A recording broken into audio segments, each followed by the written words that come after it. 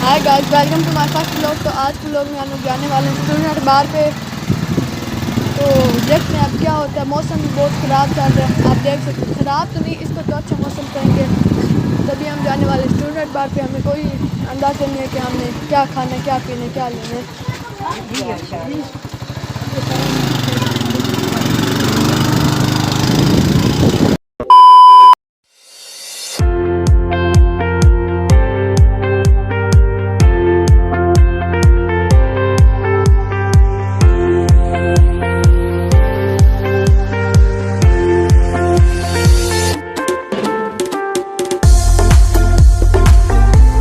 A few moments later. तो अभी हम लोग आ चुके हैं स्टूडेंट बार पे, आप देख सकते हैं।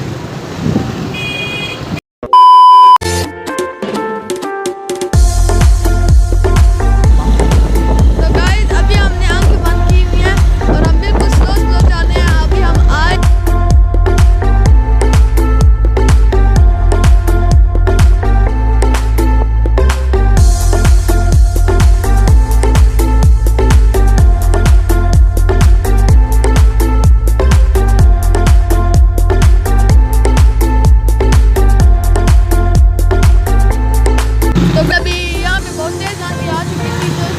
हर कोई परेशान है। आज से ज़्यादा लोगों के पास रुमाल था तो उन्होंने निकाल लिया, मगर ना हमारे पास सन ग्लासेस थे और ना ही रुमाल था। तो हमारे बाल और मुंह और आंखों की हालत बहुत ख़राब हो रही है। तो हम इसीलिए अभी बिल्कुल स्लो स्लो जा रहे हैं।